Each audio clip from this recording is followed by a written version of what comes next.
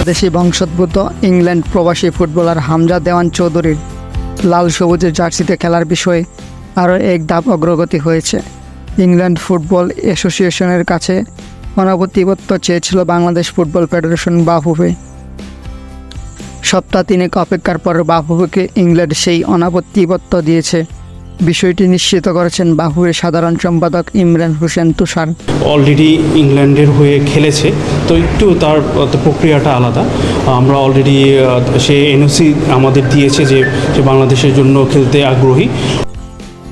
বাফুফে এখন হামজাকে বাংলাদেশে খেলানোর জন্য ফিফার প্লেয়ার স্ট্যাটাস কমিটির কাছে আবেদন করবে। ইতিমধ্যেই ফিফাকে ওই এনওসি ইংলিশে ফের এনওসি দিয়ে আমরা অ্যাপ্লাই করে দিয়েছি। পাসপোর্ট, ইংল্যান্ড ফুটবল অ্যাসোসিয়েশনের অনাপত্তিপত্র চিঠিসহ আরও কিছু কাগজপত্র নিয়ে এই আবেদন করবে বাফুফে।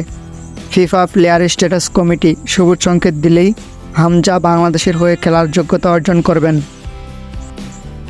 হামজা চৌধুরী ইংলিশ প্রিমিয়ার লিগে লিস্টার সিটির হয়ে খেলেন। তার পরিবার বাংলাদেশি। পরিবার ও নিজের ইচ্ছায় বাংলাদেশ জাতীয় দলের হয়ে খেলতে চান তিনি। বাংলাদেশ জাতীয় দলের হয়ে খেলতে প্রথমে প্রয়োজন পাসপোর্ট। বাফুফে ও তার পরিবার যৌথ প্রচেষ্টায় পাসপোর্ট করেছে।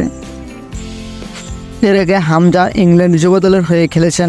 কোনো দেশের যুবদলের হয়ে খেলার কারণে তাদের ফেডারেশনের অনুমতি প্রয়োজন হয়। অন্য দেশের জার্সি গায়ে তোলার ক্ষেত্রে বাফুফে পাসপোর্ট হওয়ার পর ইংল্যান্ড ফুটবল অ্যাসোসিয়েশনের কাছে হামজার জন্য অনাপত্তিপত্র চায়।